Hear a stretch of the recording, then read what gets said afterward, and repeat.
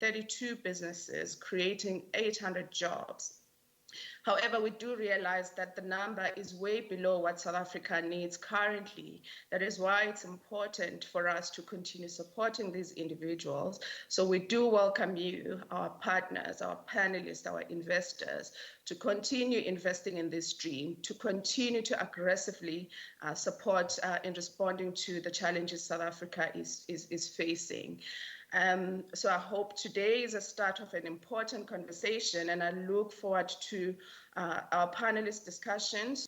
Thank you very much, and I hope you enjoy the discussion tonight. For now, I'm going to hand you over to our facilitator, Morgan Naidu. Ladies and gentlemen, please welcome your facilitator, Mr. Morgan Naidu, and the panel of speakers. Selebogo Molefe, founder, the Hookup Dinner, THUDMoney Stokvel. Aunnie Patton-Power, founder, Intelligent Impact EIR School Center. Lebo Mokgabudi, country manager, Catalyst Fund. Natasha Dingham, senior project manager, Bertha Center.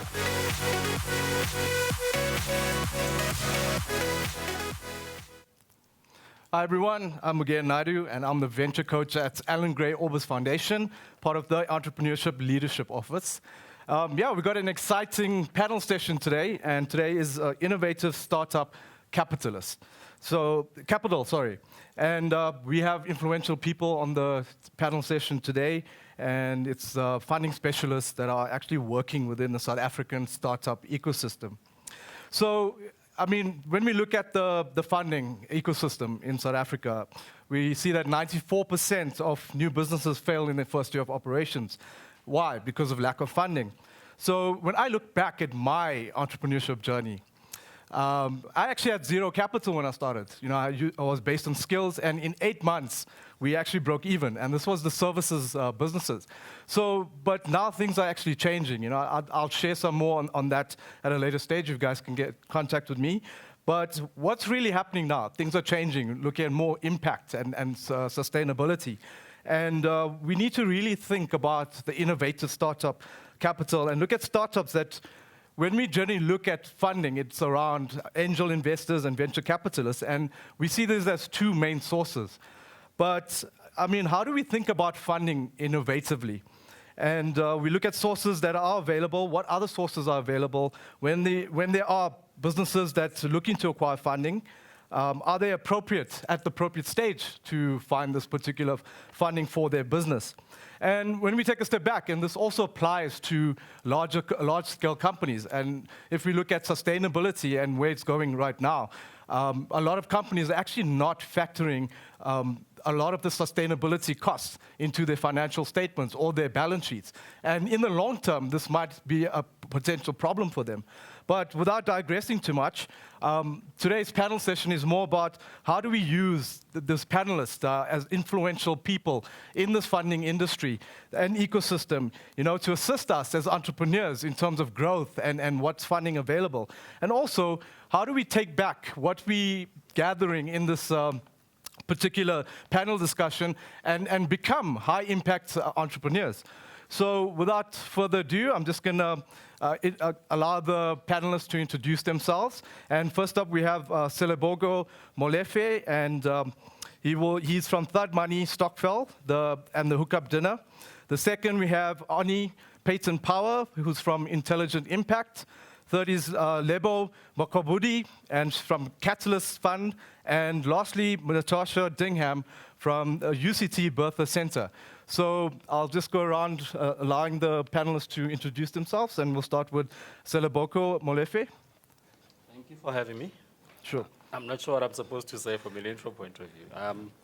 Started the Hookup Dinner about 8 years ago. We've grown around the continent as well as into the UK. Pretty much a movement that started by building a culture of entrepreneurship, and it's evolved from building a culture of entrepreneurship and stepped into crowdfunding. And now we have tapped into Stokvels, and Stokvels are just it's crowdfunding that went to private school, so it's still the same thing, you know.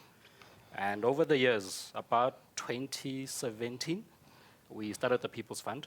We gave birth to that out of what we learned in Lesotho. So we've got the Hookup Dinner in Lesotho, and Nice. Some people off the floor were listening to a pitch, and there were about 8 of them were like, hey, would like to put some money into this pitch. And it was about 60,000 rand on the night, no strings attached. And we liked that. And we said if we could bring it back to South Africa, we could do something better with it. And we did. We're talking here now, the People's Fund is doing over 150 million rand in revenue. And it's enabled over 250 million, in purchase order funding. And us tapping into the journey of Stokvels now and using Stokvels to become cooperatives and use the power of community. We're really trying to talk the language of cooperative economics because we believe in community. We believe that communities can solve their own problems. In fact, I don't believe that entrepreneurs need funding. They need markets. They need to do business. When you've got business, then funding becomes easy. Right, Thank you. 100%. Thanks, Sile. And we'll go on to Lebo, Mokgabudi. Sure. Good afternoon. Thank you very much for having me here. Sure. My name is Lebo Mokgabudi. I am the country manager for Catalyst Fund. And what Catalyst Fund is, it's a global inclusive fintech accelerator that offers venture building support as well as grant capital to inclusive fintech startups in South Africa, Kenya, Nigeria, India, and Mexico. And I lead operations in South Africa. And we have 37 startups to date, where we actually offer entrepreneurs technical assistance. We're very different from most accelerators in the sense that we go beyond mentorship and coaching, but really become an extension of the startup teams and build together with the companies. And what I mean by inclusive fintech, perhaps let me also explain that, is that it's fintech startups who are specifically servicing the underserved markets and underserved communities, so offering financial solutions or financial services for either women, customer segments that are previously underserved, unbanked, underbanked, or small businesses. For example, fintech has largely been payment companies, right? But what we're seeing now is that we need solutions that really service small businesses. We need digital solutions for small businesses to enable small businesses to access credit, small businesses to accept digital payments, small businesses to really have a digital value chain. And that's, in a way, our focus at the moment. And in South Africa, I think what's interesting, even from a fintech point of view, that fintech has largely been for the urban consumer. I mean, a lot of our solutions, whether it's e-wallet or SnapScan or Zappa, whatever it is that we use in this room, it's largely for an urban consumer, and there hasn't really been a focus on the low-income consumer. Like what he said, like for Stokvels, just relevant solutions and affordable solutions and appropriate solutions for the low-income consumer is what we're really excited about, and really enabling solutions and growth and scale from an inclusion point of view. And small businesses has become, the area of focus. Yeah. But maybe let me stop there before No, great. I answer all the panel questions. We will delve into that in a bit. Great stuff, thanks. And I think we'll go into our online feed, and Aunnie Patton-Power, and she's from Intelligent Impact. Aunnie, can you just introduce yourself to the audience? Hello. Wonderful to be here, wherever here is. Here seems to be my office continually for the past 7 months. But really happy to be here. I'm nodding along, with the other panelists. I'm super excited for the discussion. I am a part-time academic, part-time advisor. I've been in the impact investing space for over 10 years. And for me, I have focused as much time as I have been able to, which is now 100% of my time these days, on building innovative financing structures. So, just as both of the other panelists have started to allude to, it's not just about what type of financing, it's about how. And so one of the things that, I have focused on in my work is looking at how do we create the right types of deal structures for entrepreneurs? How do we build the right types of funds that allow entrepreneurs and other organizations to be able to access the type of funding? And then, what do things at market level? And we won't talk really about that today, but on the deal level side, which is, I think we'll go between the deal and the fund level side, it sounds like today. I'm actually just finishing up my first book on, it's called Adventure Finance. And it's really about introducing entrepreneurs and funders to all of the different types of financing that are available. So, with the beginning, we were talking about how, maybe you don't even need finance, you should just be profitable or revenue, awesome. Yes, that is a type of financing, and being able to potentially use purchase orders or invoice financing, or how do you potentially qualify for things like revenue-based financing, or how do you use impact investing to be able to engage with different types of funders and potentially different types of grants and other types of equity investments. So for me, and I'm sure we'll dive into this more, but for me, what I always say is that many entrepreneurs walk around thinking that they're at the beginning of Wizard of Oz. Everything is black and white. You either have equity funding or you have bank debt, and that's the only thing that you can get. When in reality, we're at the next stage of Wizard of Oz, when there's multicolors and there's lots of different variations, and there should be lots of options. And the South African ecosystem is continuing to grow with the number of options, and there's a continued appetite with funders to be able to create new and sometimes bespoke, sometimes customized, sometimes very scalable options for entrepreneurs to be able to access the kind of capital that they need. So I'm excited to get to talk about some of those. Stuff. Thanks, Aunnie. And lastly, Natasha Dingham from UCT Bertha Center. Natasha, over to you. Great, thanks. And thanks for having me. I was just saying to Aunnie, I feel like I have a bit of FOMO that I can't be in the room there with you guys. But it is 2020, and very glad to be here virtually anyway. So my name is Natasha. I am from the UCT's Graduate School of Business's Bertha Center. And our team is called the Innovative Finance Center. So we spend, our day job is to research, teach, and design innovative financial structures. And so we have a whole lot of fun doing that.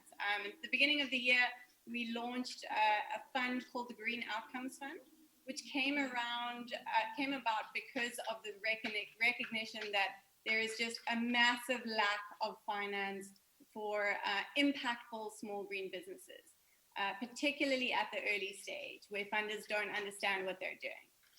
And so we've created a fund that essentially incentivizes and supports investors to make those investments, so that the onus is not on the business to do something to become bankable, but the onus is on the investors to reach out to the businesses and meet them where they are. So very glad to be here today and be part of this discussion. Great stuff. Glad to have you, Natasha. Okay, so today what we're going to do, I'm going to pose some questions to the panelists, and thereafter, and all the panelists can jump in respectively for each question, or that they feel that they can add value. And we'll also take some questions from the audience at a bit of a later stage. But just to start off, Selebogo, your focus point, it says here, think ownership, leveraging the power of community to build the economy and high-impact enterprises that create shared wealth. And according to that, in what ways can a community raise this type of funding? So what are the different models and structures that are out there from a community perspective that that we can get involved in? And this is more so because what we're trying to do, and part of Alan Gray, Orbis Foundation, is that we want to use the community to capital that can be used by fellows as well. Is there inputs can you put around that? Yeah. Look, the learnings we've had over the past 8 years, for instance, we started the Hookup dinner because we wanted to serve entrepreneurs. And we found ourselves with about 58% of the attendees being professionals, working professionals, right, who were running side hustles, wanting to contribute to the community, but also wanting a soft launch pad into the entrepreneurship landscape, And a lot of them have gone on to start businesses full-time. And we realized that everything that we're doing, we're self-sufficient. We didn't need funding. We didn't need any corporate to participate in what we're doing. In fact, corporates were interested in us because we didn't need them. And it was a very beautiful place to be in. And it allowed us to travel across the continent as a result of that. What we've learned over the years is that these same working corporate professionals can be the funders.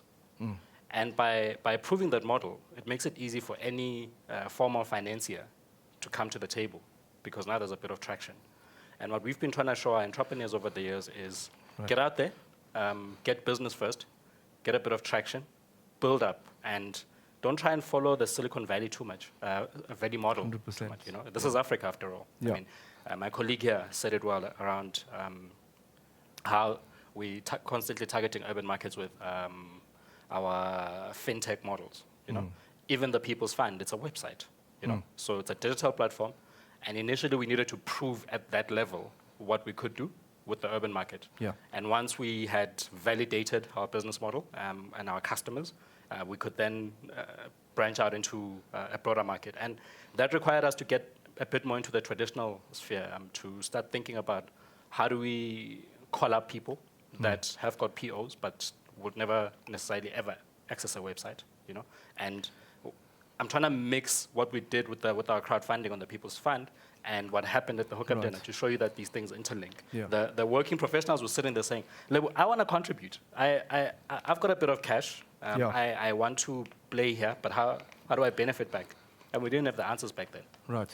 But what we would often do is find ourselves in a space where we're contributing to entrepreneurs and helping them to move forward, but there were no returns. And now that we've come full circuit in what we're doing, we first started by going for a low-risk model by getting into the franchising space. We said we want to disrupt the franchising space and say, let black communities be able to participate meaningfully in the franchising value chain. And the first step is ownership. We've got to constantly think ownership in everything that we're doing and not have a begging bowl mentality in whatever that we do. Yeah. And as a result of that, because communities have shown up, 80% of the people, in fact, I think it's 86% of the people that have showed up with their funds are black working professionals. They come from all walks of life, from the highest of officers into students that are contributing an equal amount, and we are democratizing the space of ownership in what we are doing, right?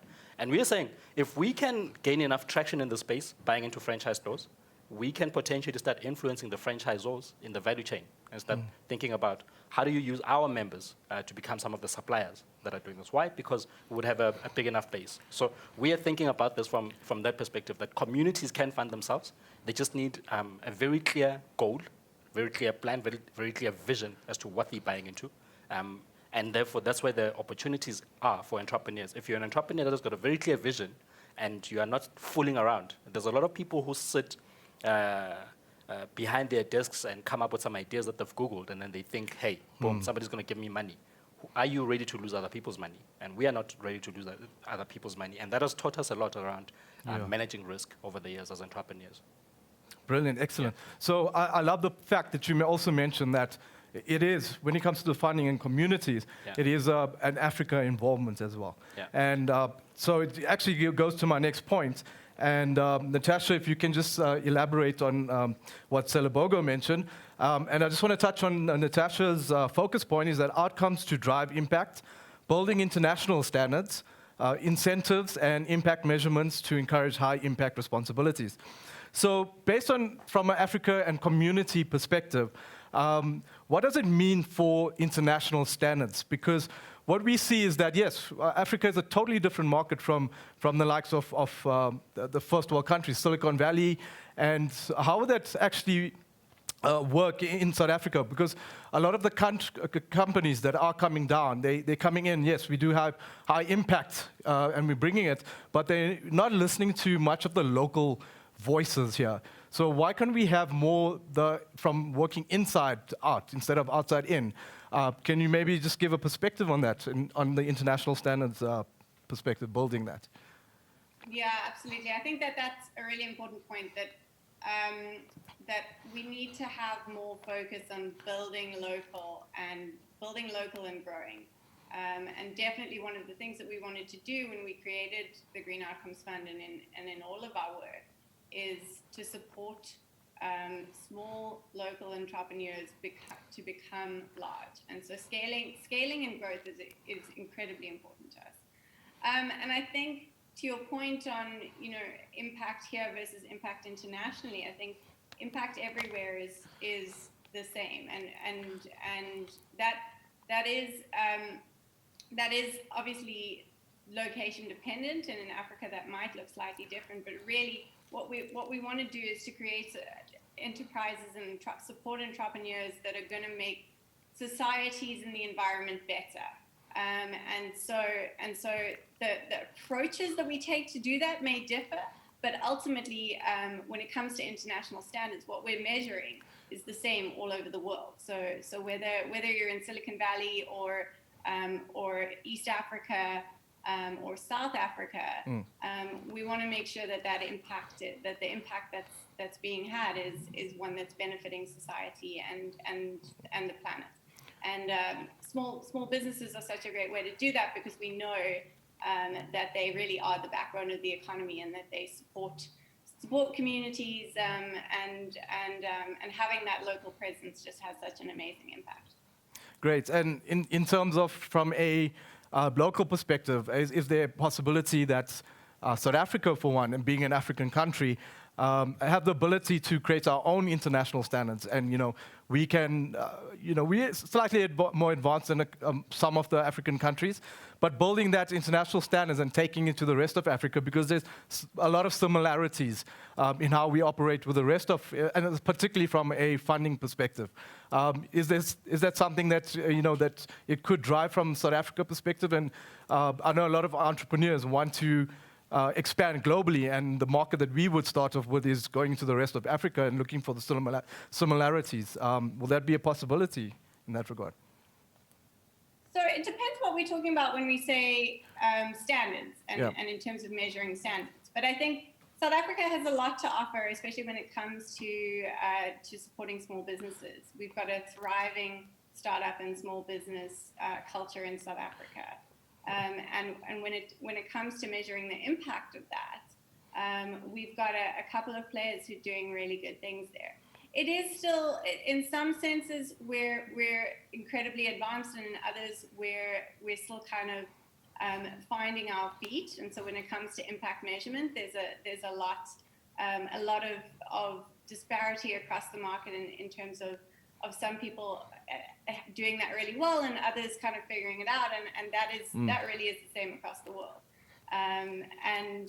But I hear what you're saying, and I think there's a lot of lessons within South Africa that the rest of the world can learn from. Great. Okay, and just going on to Aunnie Patton.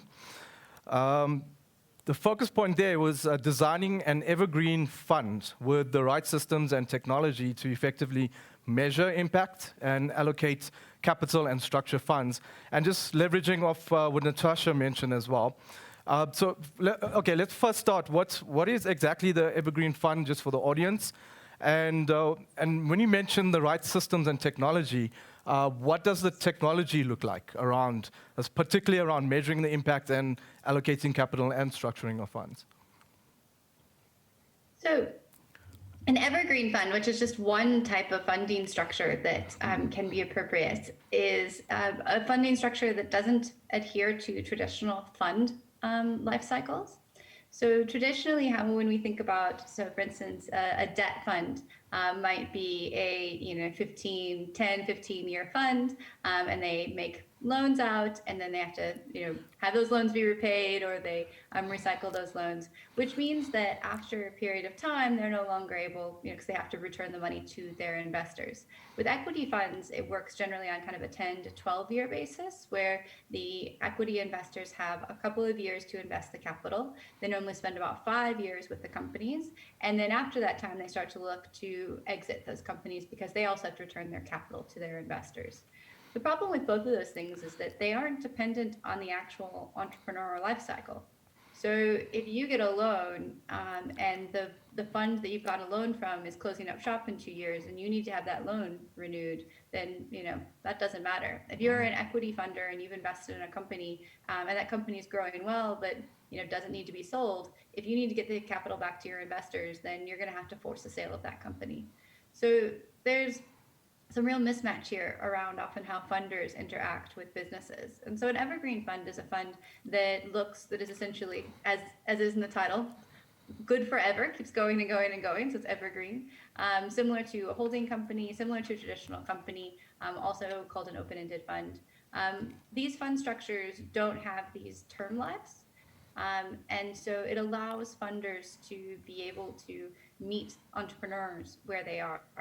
Now, the idea with technology, and which you're talking about a little bit already, is that depending on what type of companies you're wanting to invest in, if you're wanting to invest in smaller companies, to Lebo's point, if you're wanting to invest in companies that are in rural areas that are difficult to due diligence and get to, Using technology and using alternative forms of financing can allow you to do that.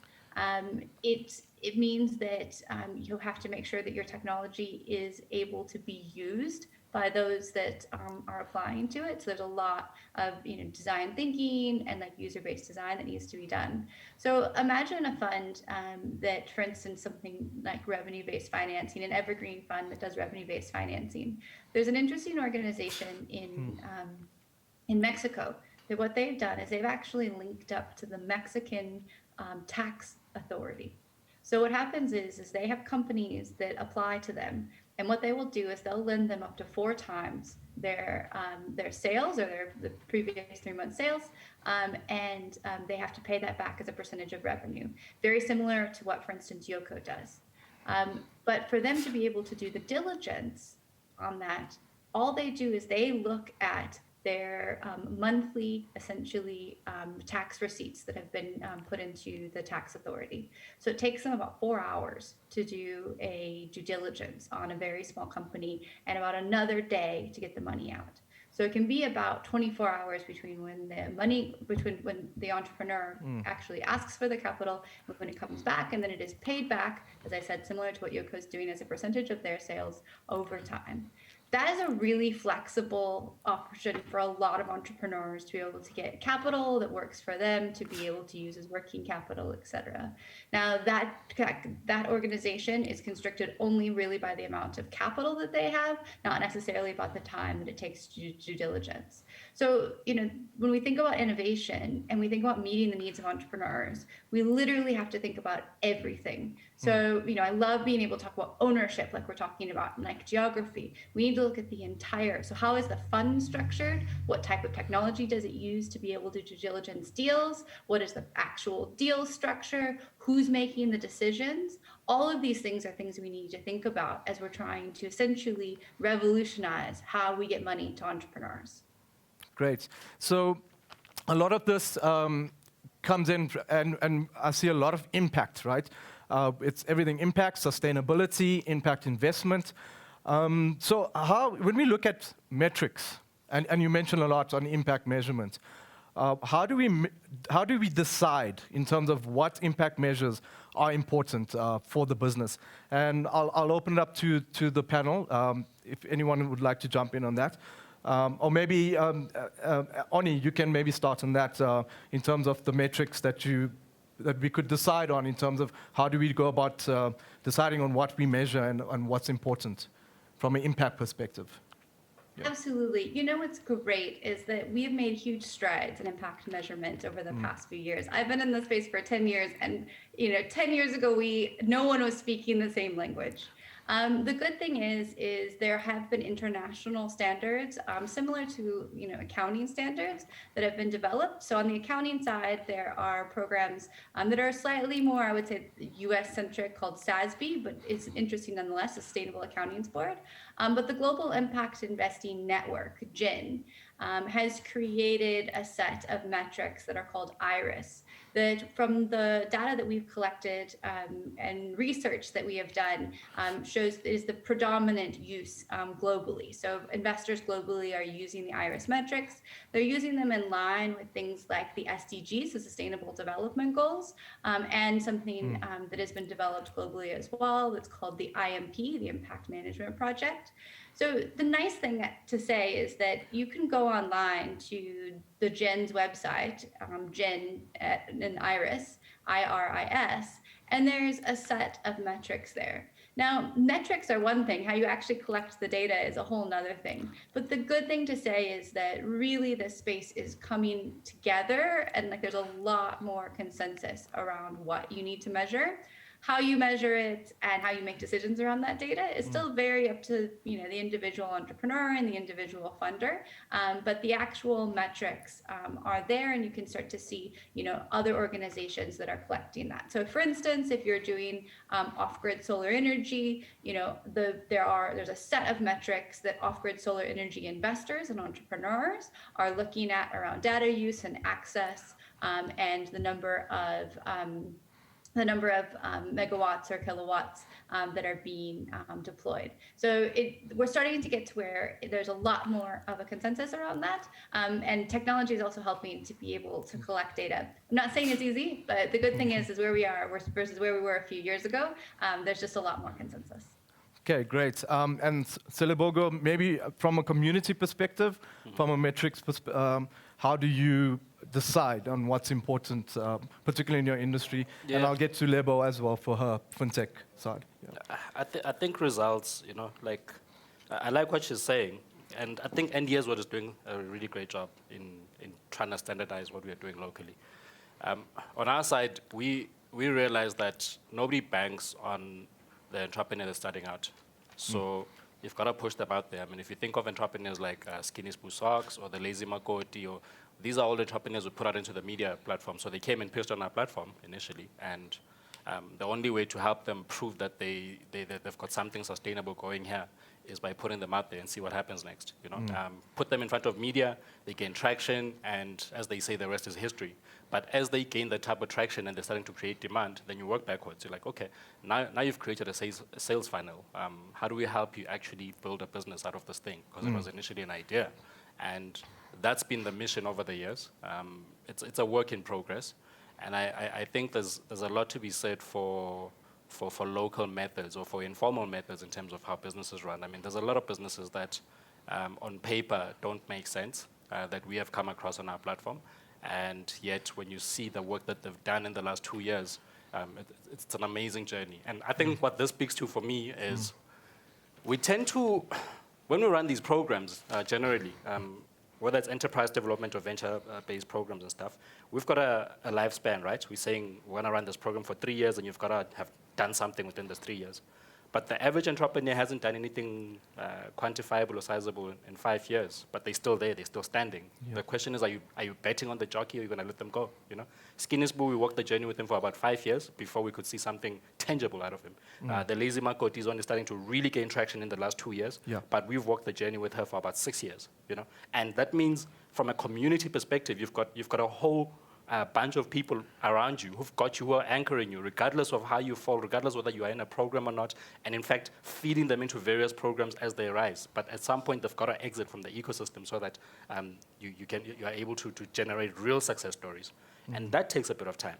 So as we stand, I mean, we're constantly all quoting stats around the failure of entrepreneurs or the failure of SMEs in this country and on this continent. It's because we've got these rigid systems that need an exit at some point. And I agree with them. I understand why that needs to be. But the question is, how do you support an entrepreneur who's failed in 2 ventures and is out there trying to start again, or trying to move on to the next thing, or trying to pivot because they've realized that this is not quite working out? And what we are finding is that once they fail once or twice, we're like, hey, we don't want to touch you no more. So we don't encourage them, or we don't take the failures that they've gone through as some of the stepping stones, the things that you've learned in your last venture, that as you get into the next venture, you improve, you can move on forward. And those are the jockeys that we have chosen to fund. So the people that we fund are people who the system rejects. And we understand it because we've been rejected ourselves over and over. The system rejects us continually because when you look at us on paper, it does not make sense. You're just like, guys, come on. You don't have this or you don't have that. In fact, one of the biggest challenges that you'll find with the People's Fund, none of us are financiers. We didn't study finance. Luyanda, our CEO, has got a matric. But we've done over 150 million rand in revenue. Our DD process and everything that we're doing there to make sure that we don't lose investors' money, quite solid. But when you look at that type of person and you're trying to put them into a system, they do not qualify. So there's a lot that we have to do. In fact, we have to think local. We have to think local before we think global, And there's a lot that, and I love what Aunnie was saying around global standards. We are all aspiring for global standards. But the how must be localized. If we do not localize the how, we are not going to see the success. We're going to constantly see this failure that we're seeing because we are counting the wrong things when it comes to 100%. Yeah. Great. Lebo, do you want to comment to that? And I know fintech, quite a great industry to be in actually at this moment, very dynamic, and from a digital perspective, in terms of the metrics, and what are you seeing out there? But I guess to add maybe I'll add to what he said as well in terms of entrepreneurs, yes, capital is one thing, right? But they actually need access to market. They need access to business.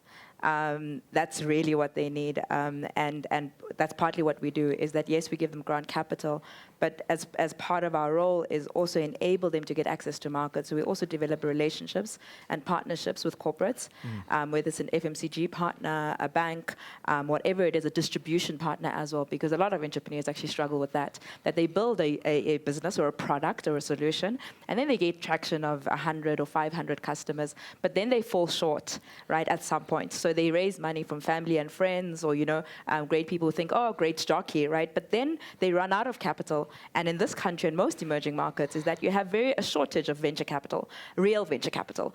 Even in this country, even the VCs are quite risk averse, generally, right? And the problem that we have is that then they say, no, they're not ready, they're not investor ready. And then they have nowhere to go, and then they run out of money, right? Or then they go to this program, that program, getting the grant funds from there, but then they run out of money. And that's, in a way, the gap that we're trying to fulfill, that valley of death, because that's where entrepreneurs die, right? We come in at that point and really focus on tailored support of the business. So some businesses, we find that the entrepreneur is a great techie, right? But they don't have commercial expertise. And we focus on that. We focus on how do you build B2B sales, for example. Some entrepreneurs won't know that, right? They may see a gap in the market and do something, develop a solution, but they don't know how to take it to market, and we focus specifically on that, or focus on processes, so our support is very, very, very tailored in terms of what the entrepreneur needs, but then also with our relationships in the market, develop a relationship with a Unilever, as an example, who's trying to access the specific market,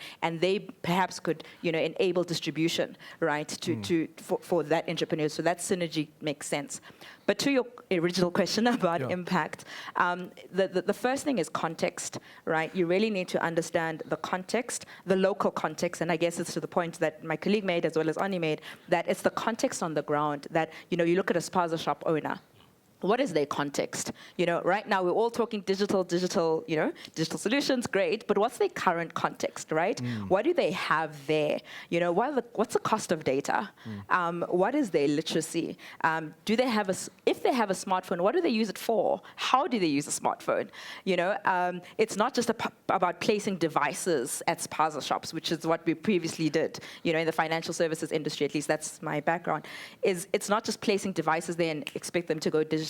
No. Understand the context. Understand how to enable usage for that spaza shop owner. What are they struggling with? They're actually struggling with access to credit. But what is the granular problem? It's not access to credit alone. The problem is the fact that everything is cash. Number one, they take cash, they pay for the supplier cash, everything is cash, right? So there's no record of their transaction behavior. And when they go to the bank, they ask them for financial statements. What is that, right? That's the first problem, is that there's no evidence of actually their transaction behavior. So it would help to digitize that transaction behavior, but you need to speak to the incentive of the spaza owner, not make it about you, funder, or government, or whatever it is. What is the incentive for the spaza shop owner to become digital? If they become digital and they then have a record history of their transactions, then they can access credit, as an example, right? You need to also enable them to have a relationship with the supplier. Right. And I'm making a case study as an example of a spaza shop owner. Another problem that we have in this country is that a spaza shop owner has been running for 20 years, but has no relationship with any FMCG partner, has no relationship with any wholesaler or distributor. Even that is a problem on its own, right? Help them develop, and even organize them as one, right? Just getting spaza shop owners organized and enable them to have their buying power, to have a relationship with a wholesaler and have a purchasing behavior and a credit history, right? And that's what we do. So I think at the beginning you made the point of building ecosystems. You need to work with the entire value chain for entrepreneurship to thrive. It's not just funding. Funding is one part, whether it's grant capital or any type of funding, right? But if you don't work with the entire ecosystem, the retailers, the corporates, the government partners, it also doesn't work. There's a point where certain things stop. Right. And that's what we do. We work with all the different players to ensure that the ecosystem actually works. So we're focusing on the township economy, for example, at the moment as well, to work with the different players. Great stuff. So what do you actually look for Catalyst Fund, right? So you provide funding. What do you look for in an entrepreneur or a business that's starting up? Where they approach you for funding, what are the type of, do you look at the measurements, how impactful they are in the industry? What sort of measurements did you look for, or to provide this typical funding for them? Okay, sure. I'll talk about our investment criteria. So our investment criteria is that it's an entrepreneur, early stage company that has moved beyond MVP stage, right? So they have a product in the market and they have some sort of traction. And honestly, that traction could be 5 customers. I'm not talking about, they have to be around for 5 years, right? Because sometimes even traction is questionable. So it's not the Silicon Valley standards of traction. Right. It could be, 5 customers, right? It has to leverage technology in order to be scalable, right? It has to leverage technology. They shouldn't have raised $1 million, right? So they need to be small enough that they haven't raised, because we're really targeting that valley of death that I spoke about earlier, right? So they haven't raised $1 million yet.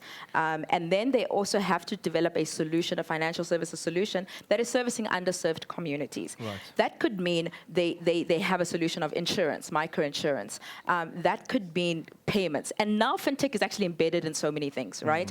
Actually, you can embed financial services in health. It could be a health solution that has embedded financial solutions there. So it could be insurance. It could be, we have companies that are enabling fishermen to get access to a market, actually. And it's basically a digital commerce platform in the fishing industry, as an example. So they have to leverage technology. They have to be early stage.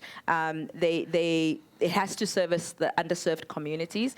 Those are the biggest criteria that we look at. The underserved communities would be that impact that you're looking for as well, as part of the criteria. Yes, completely. It is all about impact, and we're actually very particular about that, right? So because impact has become a trend sometimes, and we're really particular in terms of what is the status of this customer before you service them, right? And after you service them, what was their state?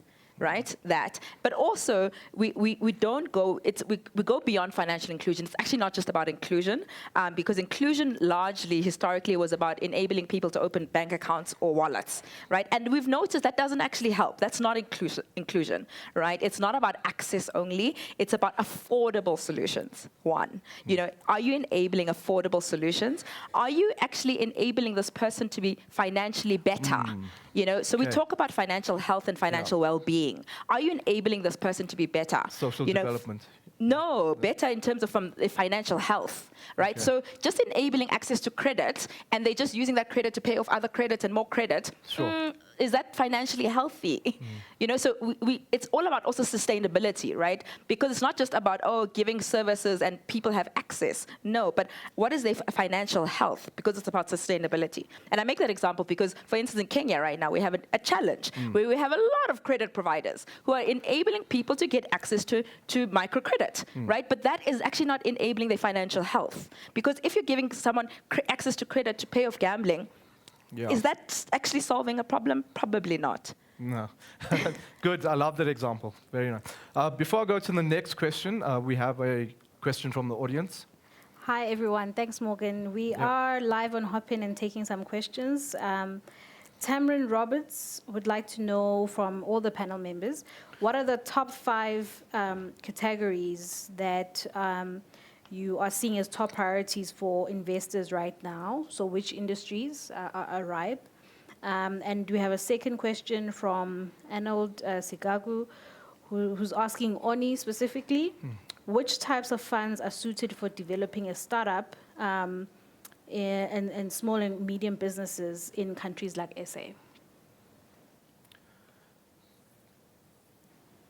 Okay, we'll go. Can you just repeat the first question again? I think I'll put it out to the panel. Okay, so which are the top 5 industries that the panel is seeing that that should be prioritized for investment in the country?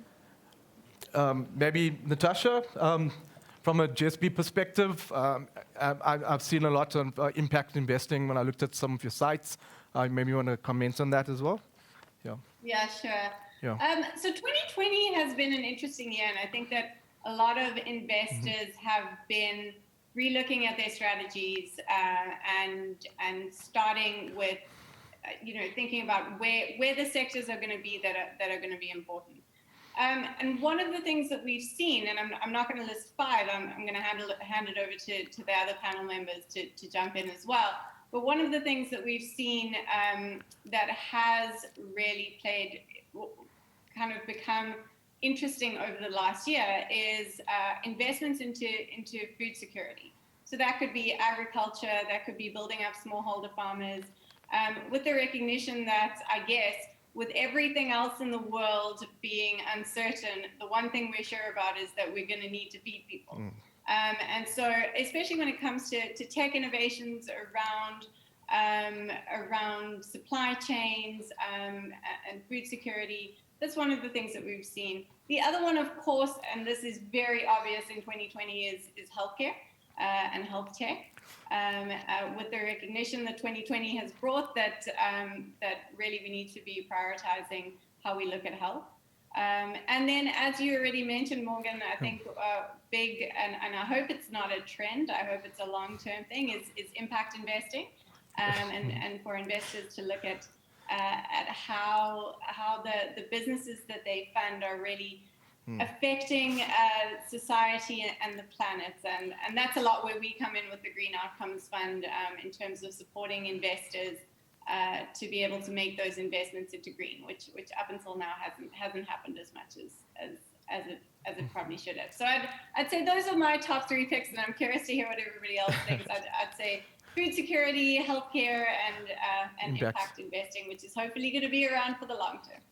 Great. I can do mine really quickly. So I agree with Tash. I'd say ag tech, fintech, education technology, ed tech, healthcare tech, and climate tech. So it's pretty much how do we address the issues that are facing us, very immediately, and how do we do that using technology through scalable options. And scalable, doesn't have to be like, massive scale. It can also be at the franchise level, but just, I see, that's where I see investors putting money. Great.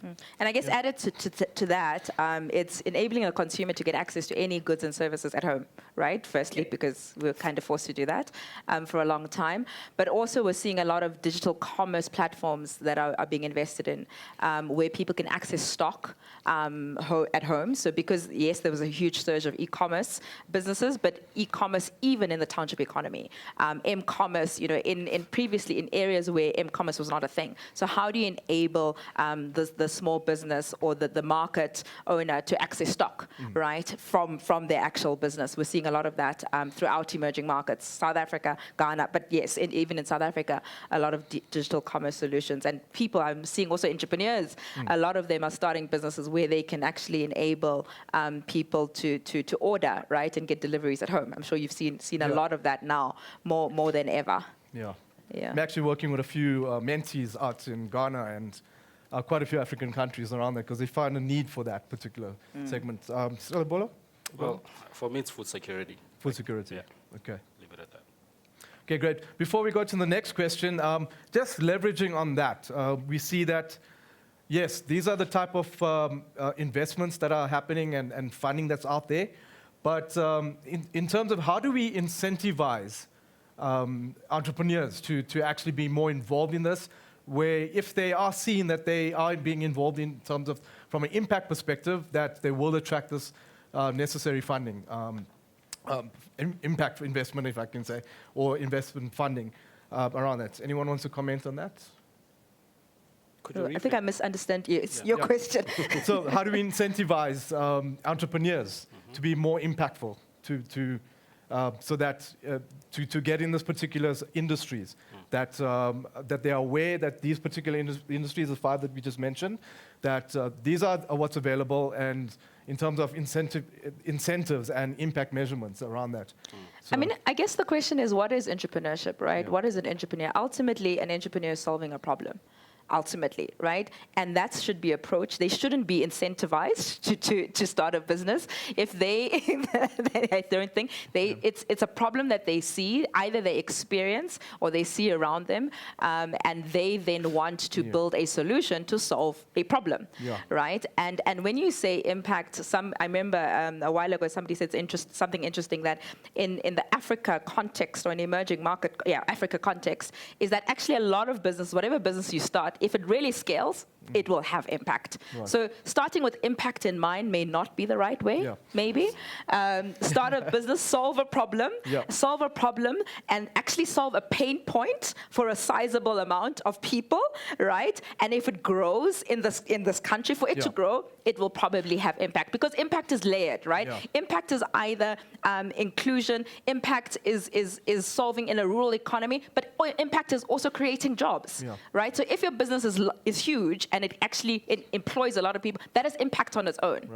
Right? No, 100%. So I get what you're saying. So in terms of that, the question was more to encourage high impact, responsible enterprises, if that's more. So it's just in terms of maybe Natasha, if you can maybe elaborate on that, because I see that's one of your focus points as well. Yeah, so I completely agree with Lebo.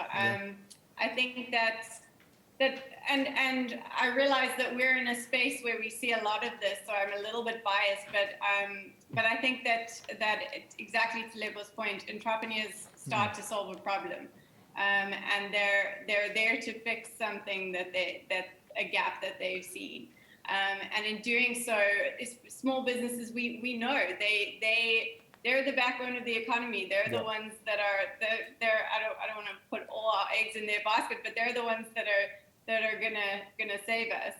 And so we work a lot with incentives. But what we look at is how do we incentivize the market players around them to support those businesses?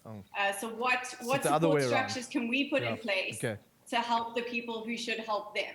And a lot of that is because of what the other panelists have spoken about, this valley of death, particularly for early stage, high impact enterprises, as Lebo said, the ones who've got a little bit of funding and then they're jumping around to win competitions, but they're not quite there, and investors don't quite understand what they're doing. So we place incentives and support at the investor level there to help get them involved. And often people ask, well, why not just place the incentives at the entrepreneurship level? And the answer is because by the very nature of what they're doing, they're creating positive impact. These are green enterprises.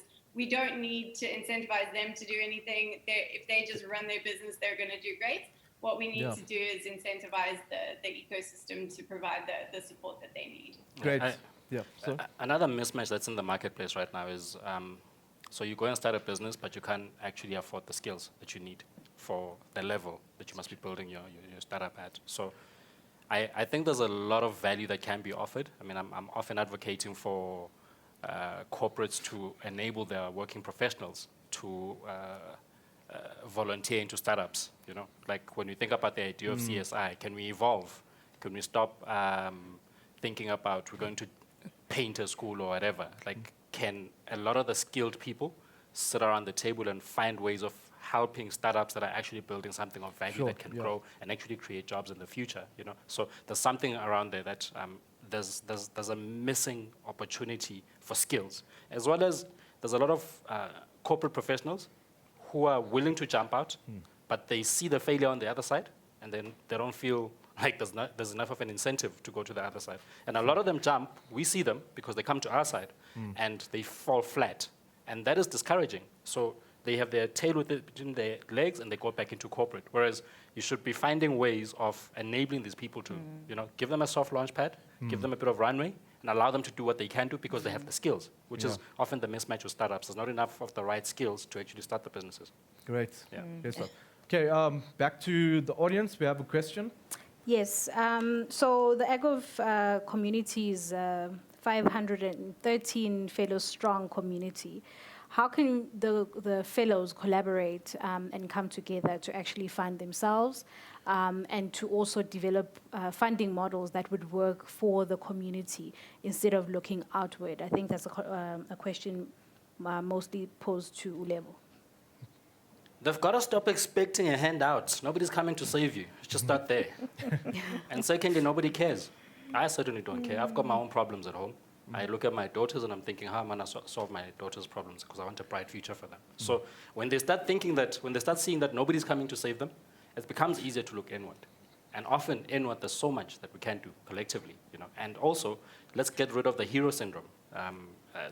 You know, this hero worship that we have, especially in South Africa, it's painful to watch, where we get one entrepreneur, we put them on stage, and then we are part to blame for that culture, because we're trying to get a culture of entrepreneurship going. Yeah. But actually what we need in an economy like ours is more around cooperative economics. Yeah. And we're seeing a lot of corporate professionals, for instance, starting Stokvels.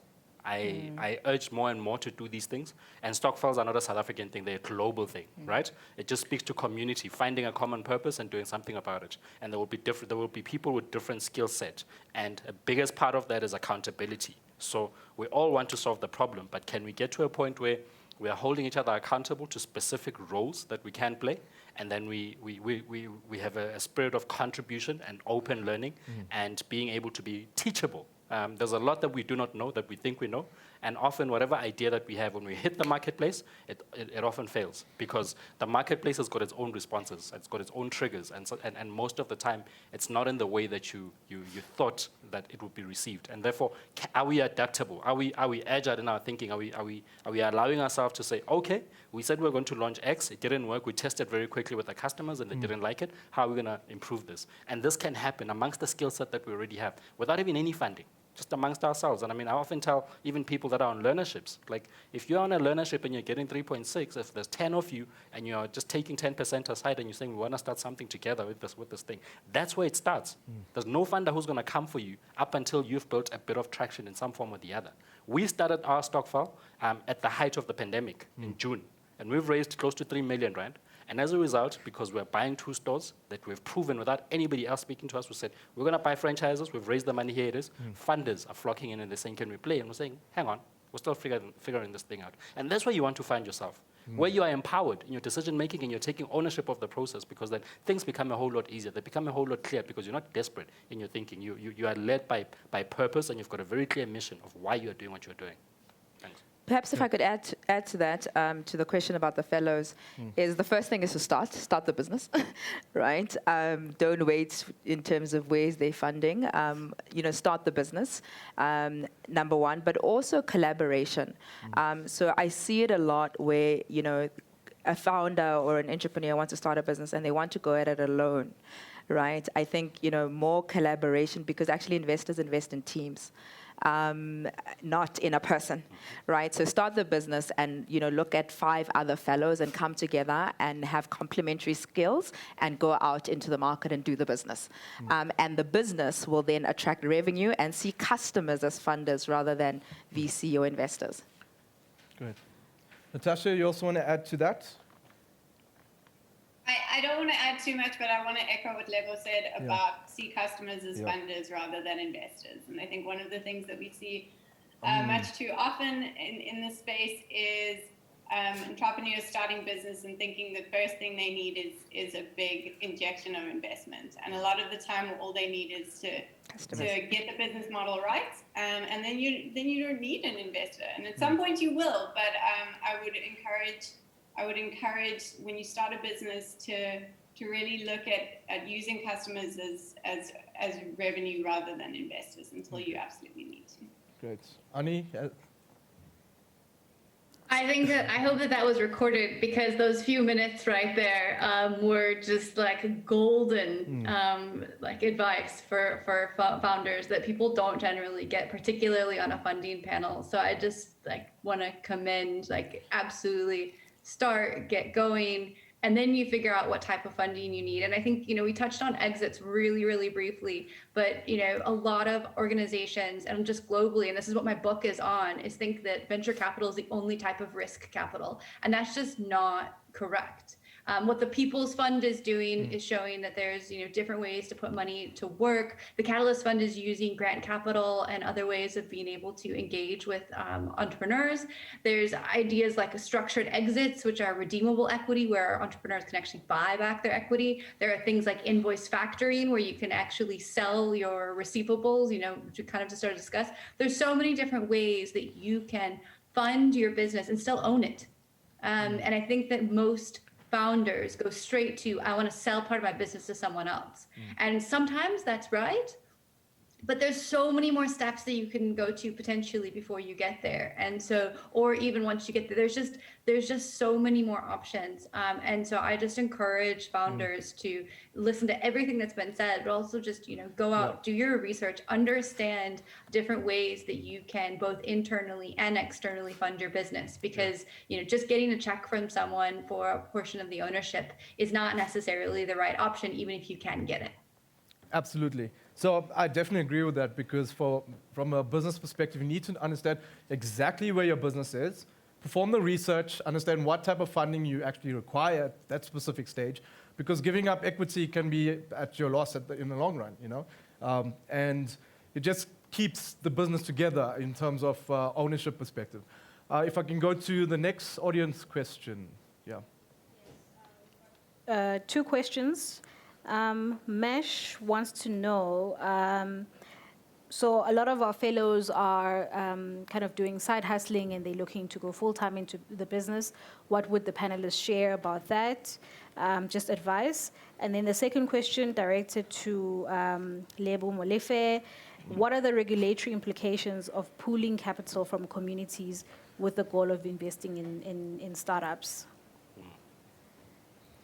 So I can start with the side hustle one, side hustle question. I definitely encourage that. I'll tell you a little bit about my personal experience. As a professional, I started a shoe business whilst being employed, and started selling shoes. And what that taught me is about entrepreneurship, testing myself as an entrepreneur, right?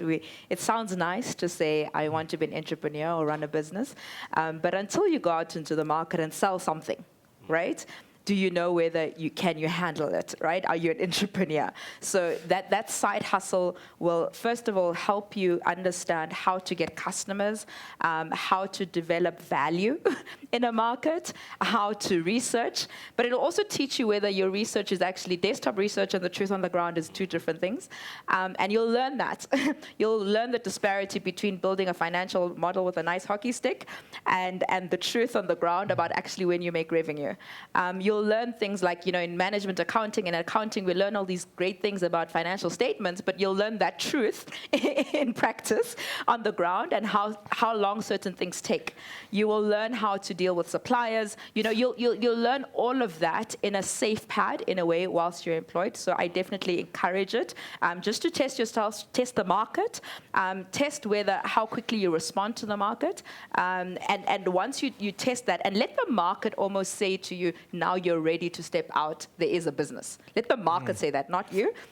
Let the market say, now actually you need to decide between the two. The market is pulling you to say there's value that you're creating. Great. Anyone else want to add? No? I loved what Lebo said, Yeah. because that's also how I tapped out from corporate into the other side. I tested whilst I was in corporate. And even then, I still hit a brick wall. So it's a long journey. We must just always know that there's no safe landing pad. You can get all the support around you, but the market decides. And there's a lot to do. There's a lot to learn before you find that sweet spot. And some of us find it much later. Some people find it early, I wanted to get the question again. The second question? Yeah. Is related to the regulatory implications of pooling capital with the intention of funding into startups. Yeah. All right.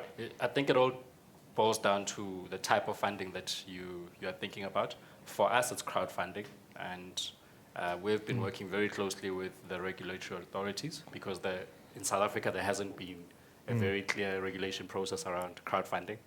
What we are doing, for instance, with Stokvels, we're on a platform called Stokvel, and that's a beautiful innovation for the Stokvel space because it digitizes that entire process of Stokvel. This is why we could start a Stokvel during COVID and actually raise close to 3 million rand without ever having met physically. And the traditional environment of Stokvels says people must go and meet physically and do whatever, or go to the bank, being 3 of them to go and because signatures and stuff. We do all of that digitally because there's a platform that's been created that we've partnered with that does such things. So there's many ways to think about this, and I would encourage people to read up, do your research before you pop your money out. Okay. Yeah. Great, thanks. And Just going to Natasha, just more around the green business and looking at from a growth and success perspective. And generally, when we think about green, I think about impact, sustainable development goals and things.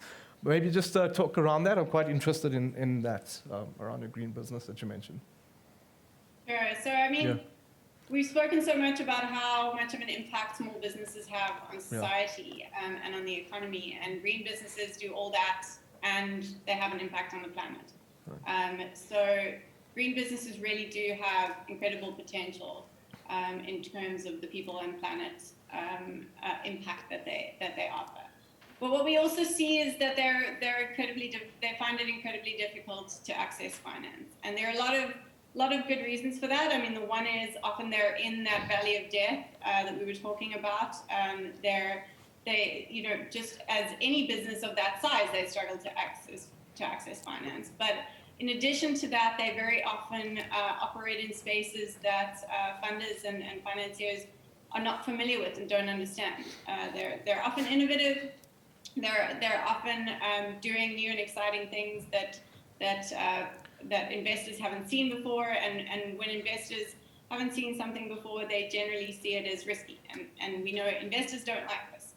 And a lot of the time, I think that this speaks to what we were talking before about skills. A lot of entrepreneurs who start green businesses come from engineering backgrounds, and they don't know how to build a financial model, and they don't have an MBA. And so all of this builds into things that investors see as being really risky, and that they'll have to invest a lot more time into. So that's where we play in terms of working with those investors to support and incentivize them to make those investments. And how we do that is we provide a grant payment to the investors when their green investees create a green outcome. So once they've, in this case, what we're doing for the pilot is we're looking at green jobs. So once a green business creates a green job, the investor that invested in them gets a grant payment, and that mechanism offsets some of the risks and the costs involved. And having worked in the space, we've been running this fund for a year now. We've had a number of investments that have happened, and seeing these entrepreneurs and the impact that they're making, everything from community-based recycling to tech solutions to manage your geyser and your electricity. It's just fantastic to see what's happening in the green startup space. Oh, great stuff. So we heard from Selebogo and Lebo and Natasha. So Aunnie, in terms of from a funding perspective, how would intelligent impact assist entrepreneurs in achieving funding? Or how would you go about doing that and assisting them? Yeah, so I do a lot of teaching and workshops, etc. But I think really my biggest contribution is going to be this book that I've been working on for a year and the online companion to it. So I've interviewed about 150 funders and founders from all over the world to develop a book that is going to be the largest compilation of financing options that's ever been published. It's the most that's ever been published. So, and it's really for any type of entrepreneur, but there's a definite focus on those that are purpose or mission driven. So they don't have to be social entrepreneurs. As Lebo said as well, a lot of entrepreneurs are solving a problem. Some of them want to build explicitly impact businesses. Some of them just want to solve a real problem for a lot of people and run, principled businesses to do that. And so for me, my biggest plug is the book will be out early next year. It's called Adventure Finance.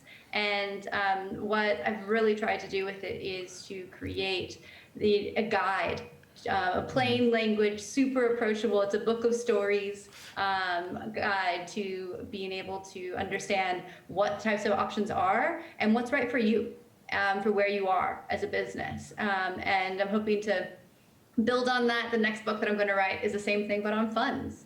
Because everyone assumes when you start a fund, you need to start an equity fund or you need to start a debt fund. And sitting there next to you are two completely different types of funds that are having very, very big success in the space. And so we need to highlight those, and we need funders to be able to understand that there's a lot of options to fund underlying organizations, as well as how they structure their own funding, which can have a huge impact on what they're able to do and who they're able to interact with.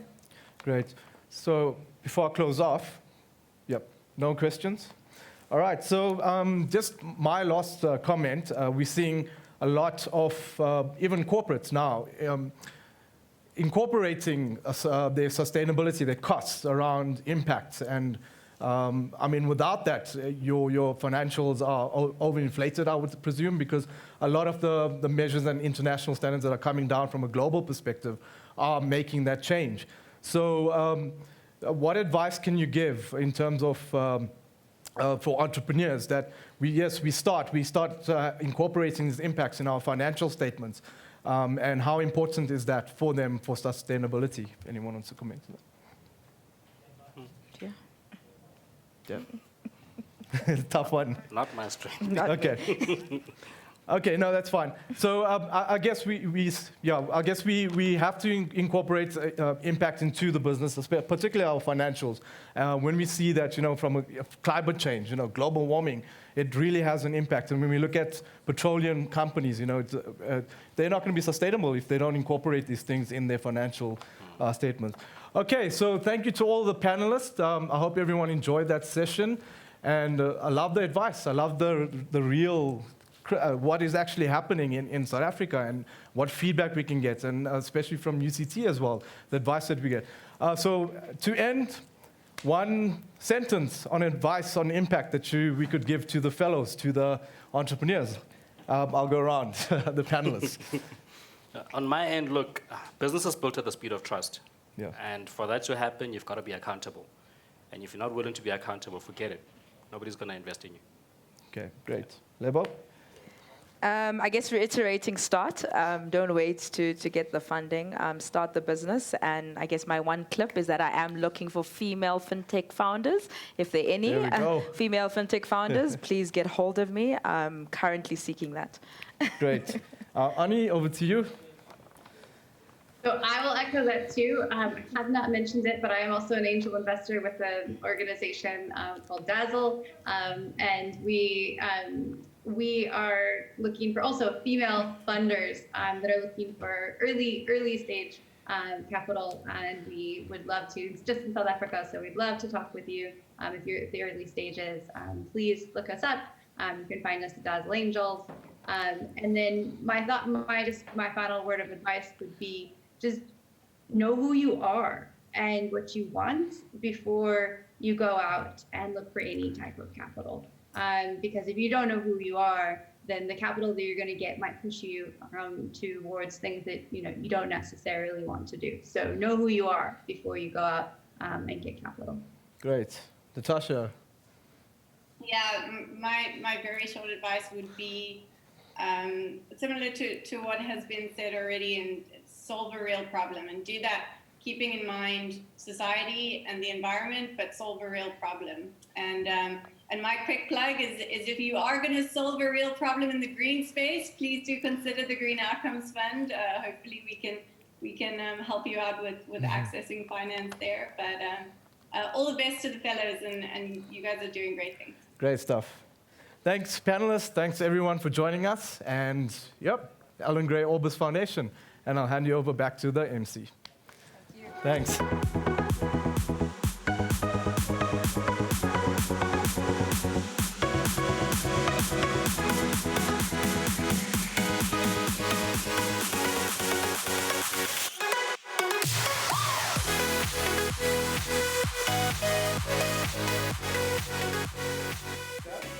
Wow, guys, what an awesome panel discussion.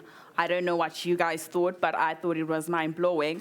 And I was just so inspired by what they all had to say, finding different ways to get funding and just looking at creative and innovative solutions instead of just thinking of one way to get funding. And what I really took out from this session was start, start, start. Do not be scared and just think, where am I going to get funding? I can't start if I don't have funding. Wrong thinking. Just do it, and along the way, you'll find creative, innovative solutions.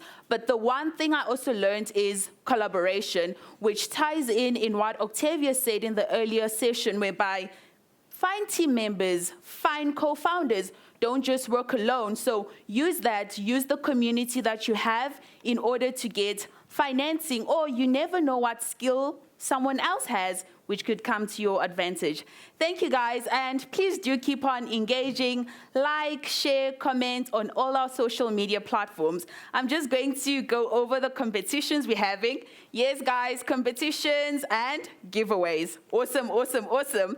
I love that. So we're running 3 competitions. The first competition is the business lunch.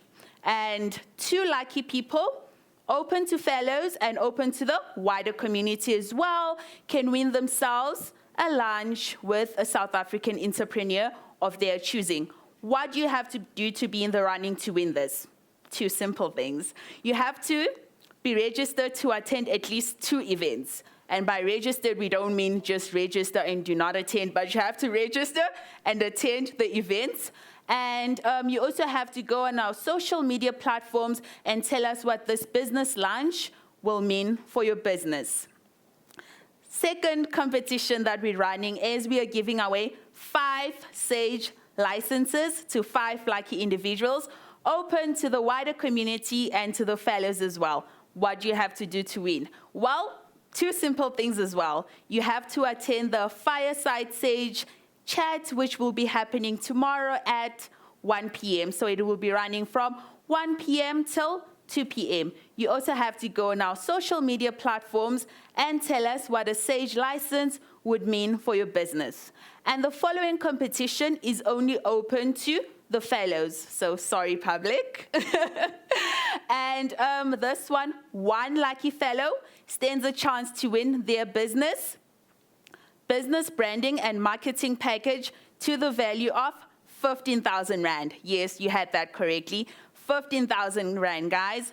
But in order to win, you need to have a registered business. You also need to go to the Hopin profile and sign up your business. The link was sent through social media and email. So if you did not receive the email, no worries. Just go to our social media platforms. Don't forget to use our hashtags GEW 2020, AGOF Ventures, and don't forget to tag at Ellen Gray Orbis Foundation in all your social media interactions.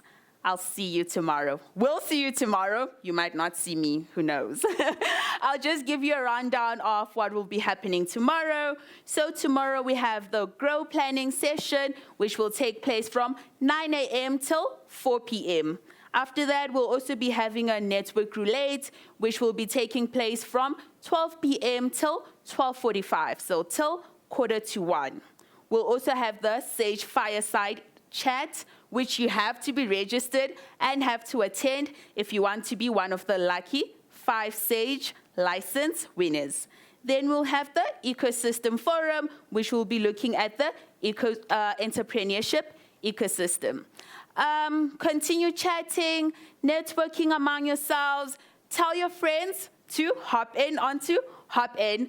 And thank you guys so much. I would also like to give thanks to all our guest speakers, to Octavius, who's not here, but everyone, to the team as well for putting together this amazing event, and to you guys as well for attending this amazing event. Keep on engaging. See you guys until Thursday. So please do not go away. Just keep up the momentum, keep up the fire. Thank you guys so much. Bye. Thank you for joining us for the Alan Gray Orbis Foundation Global Entrepreneurship Week 2020. Remember to follow the conversation on Twitter and Instagram at Alan Gray Orbis.